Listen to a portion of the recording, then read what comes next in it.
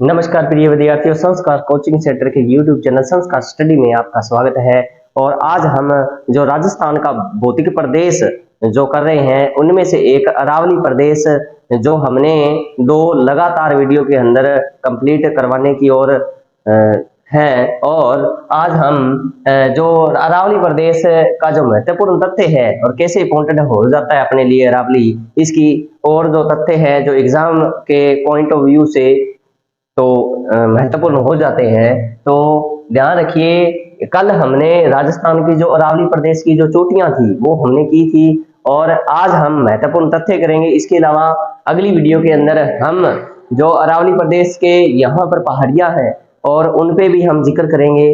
और इससे पहले जो महत्वपूर्ण तथ्य है वे क्या क्या क्वेश्चन यहाँ से रहते हैं। तो अरावली हमारे लिए बहुत ज्यादा इंपॉर्टेंट हो जाती है और अपने राजस्थान के लिए भी बहुत ज्यादा। यहाँ पर जेम्स टोड ने अरावली के सबसे जो उच्च शिखर है वो आपको बताया था मैंने कौन सा है, तो वो है अपना गुरु शिखर। भी कौन सा है? गुरु शिखर हो जाएगा। तो गुरु शिखर को संतों का शिखर कहा, ये किसने कहा है? जेम्स टोड ने कहा है। इसके अलावा मैं बात करूं, हिमालय व नीलगिरी के बीच में सबसे ऊंची चोटी मानी जाती है कौन सी? ये 1722 किलोमीटर वाली। तो 1722 मीटर वाली जो हो जाएगी सबसे ऊंची चोटी। गुरु शिखर को ही कहा जाता है संतों का शिखर। और इसके बाद में यहाँ जो अरावली प्रदेश है उसमें जो 56 की पहाड़ियां हैं, 56 की पहाड़ियां प्रसिद्ध है।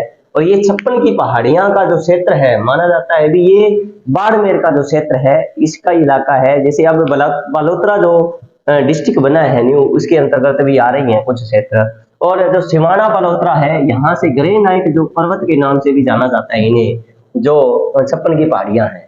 तो याद रखना, एक नकोड़ा पर्वत भी इसी को भी कहा जाता है। तो ध्यान रखिए, राजस्थान का मेवा नगर भी इसे ही कहा जाता है। राजस्थान का मेवा नगर, तो यहाँ पर नकोड़ा पर्वत बाड़मेर हो जाएगा। यहाँ ये जो 56 की पहाड़ियां हैं सारी की सारी गोलाकार पहाड़ियां हैं जो जालोर से लगभग जालोर वाले क्षेत्र के अंदर फैली हुई है। इसके अलावा मैं बात करूं और भी इंपॉर्टेंट हो जाता है राजस्थान के लिए अरावली।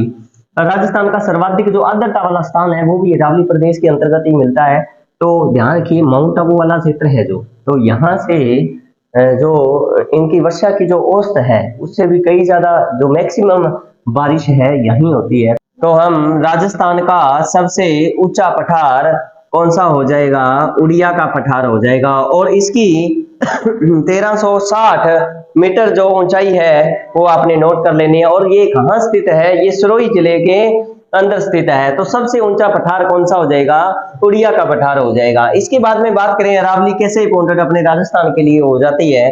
अरावली में धात्विक खनिज भी बहुत पाए जाते हैं और जो धारवाड़ चट्टानों में मिलते हैं। धारवाड़ नामक जो यहाँ पर प्रकार है चट्टानों का, धारवाड़ नामक जो चट्टान है उसमें बहुत सारे जो धात्विक खनिज पाए जाते हैं, इसलिए अरावली की जो महत्ता है बहुत ज्यादा है। इसके बाद में बात करें अधिकांश नदियों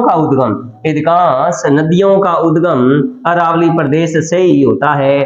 थोड़ा याद रखिए, लगभग जो नदियां निकलेंगी वो अरावली प्रदेश से ही निकलेंगी। इसके अलावा आपसे यूं पूछूं तो नदियां, जो कल आपसे एक क्वेश्चन पूछा था, फुलवारी कीनाल से कौन सी नदी का उद्गम होता है? फुलवारी कीनाल से कौन कौन सी नदियों का उद्गम होता है? तो थोड़ा सा याद रखिए।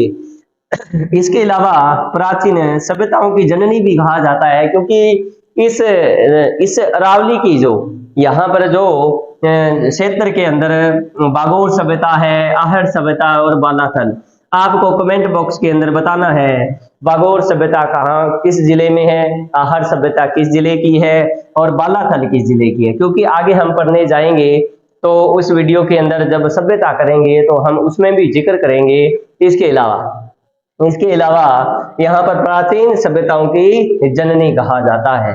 तो ये तो अपना क्वेश्चन हो जाता है किसो? अरावली से लेकर। इसके अलावा मैं बात करूं राजस्थान की विशेष प्रकार की जो आकृतियां हैं, यहाँ पर जैसे पहाड़ियों की जो आकृतियां हैं वहां से विशेष जिले भी इंपॉर्टेंट आ जाते हैं जो आकृतियां बनाते हैं। किस किस प्रकार से जो आकृतियां, जैसे यहाँ पर गोलाकार जो आकृति है वो किस जिले में रहती है? गोलाकार आकृति बाड़मेर या फिर बालोतरा जो जिला है उसमें हो जाता है अपना गोलाकार आकृति की जो पहाड़ियां हैं। इसके अलावा घोड़े के खुर जैसी आकृति वो कहाँ किस जिले में बनती है? तो वो याद रखिएगा 12 जिले में बनती है। इसके अलावा बात करें तस्तरी नुमा जो पहाड़ियां हैं, वैसे तो उदयपुर के जो दक्षिणी पूर्वी हिस्सा है उसमें बहुत सारी पहाड़ियां पाई जाती हैं, तो लगभग ये तस्तरी नुमा जो आकृतियां बना रही है, एक तलवार नुमा जो आकृतियां बना रही हैं, तो वो इन्हीं पहाड़ियों को गिरवा के नाम से भी जाना जाता है। तो गिरवा नाम से जाने जाने वाली पहाड़ियां कौन सी हो जाएगी? उदयपुर की पहाड़ियां।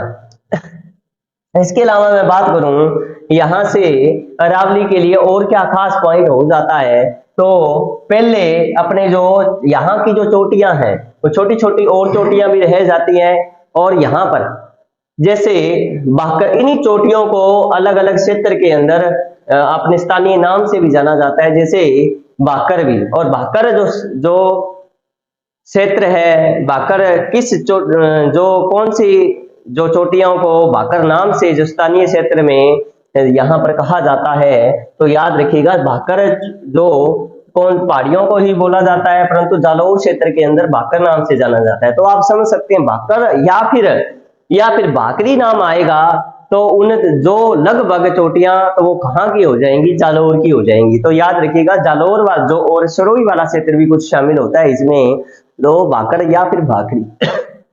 इसके बाद में बात करें हम क्वेश्चन को सीधे सीधे भी डायरेक्टली आंसर कर सकते हैं। अब नाम आ जाता है मगरी। इन्हीं चोटियों या पहाड़ी को मगरा या फिर मगरी नाम से जाना जाता है, तो कौन सा डिस्ट्रिक्ट में जाना जाएगा? स्थानीय नाम से उदयपुर जिले की, जो उदयपुर जिले की मगरा या फिर मगरी नाम से। तो आप समझ सकते हो मगरा या फिर मगरी नाम से आ जाए तो याद रखिएगा ये चोटियां कहाँ? उदयपुर जिले की। तो अगर इसके बाद में कौन सा आ जाता है? अगर आ जाए नाम डूंगर या फिर डोंगरी भी, तो लगभग ये चोटियां किस जिले से संबंधित हैं? तो जयपुर जिले की चोटियां आ जाएंगी। तो आप सीधे सीधे इसका आप डायरेक्टली जो ऑप्शन में आपको आंसर मिल सकता है। इसके अलावा बात करें आगे समझ लें, और पहली चोटी जैसे मैं बोल रहा हूं रोजा, इसराना और झाड़ोल भाकर। सीधा कई बार क्वेश्चन ये भी आता है और आया भी होगा बहुत बार, कट्ठी चोटियों का नाम पूछता है, रोजा भाकर, इसराना भाकर और झाड़ोल या फिर झाड़ोल भाकर, ये कहाँ है? तो याद रखिए ये किस क्षेत्र में है? तो आप सीधा सीधा बता सकते हो, तो भाकर जो या फिर भाकरी शब्द है जालौर का ही है, तो याद रखिए जो जालौर की पहाड़ियां हैं। तो याद रखिए इसके अलावा यहाँ पर जालौर में एक और पहाड़ी आती है जिसका नाम है जसवंतपुरा की पहाड़ियां। जसवंतपुरा की पहाड़ियां, ये जो जसवंतपुरा की पहाड़ी है इनमें एक पर्वत पूछा जाता है, जसवंतपुरा की पहाड़ियां में सबसे ऊंची चोटी कौन सी है? तो याद रखिए सबसे ऊंची चोटी हो जाएगी, कौन सी हो जाएगी? डोरा पर्वत हो जाएगी। और ये याद रखिए ये है कहां पर है? तो याद रखिए ये जालौर के अंदर आता है। तो जसवंतपुरा की पहाड़ियों की सबसे ऊंची चोटी कौन सी हो जाएगी? डोरा पर्वत हो जाएगी। इसके बाद में मैं बात करूं, आप मुझे ये बताएं हिरण मगरी, मोती मगरी, मछली मगर, ये जो तीनों जो चोटियां हैं ये कहां पर है? ये कहां पर है? तो मैं सीधी सीधी बात बता देता हूं, यहाँ पर मगरा और मगरी जो शब्द यूज हो रहा है वो उदयपुर के लिए हो रहा है। तो ये पूरी की पूरी जो चोटियां हैं ये कहां पर हो जाएंगी? उदयपुर के अंदर हो जाएगा। उदयपुर की ये चोटियां भी, हिरण मगरी और मोती मगरी या मछली मगरा, और ध्यान रखिए ये तो उदयपुर में सीधी सीधी पूछी जाती है। इसके अलावा यहाँ पर जो मोती मगरी है ये फतेह सागर झील में जो चोटी जो स्थित है, झील के अंदर स्थित है, तो फतेह सागर झील के किनारे स्थित कह सकते हो। इसमें मछली मगरा जो है वो पिछुला झील के किनारे ये चोटी पड़ती है।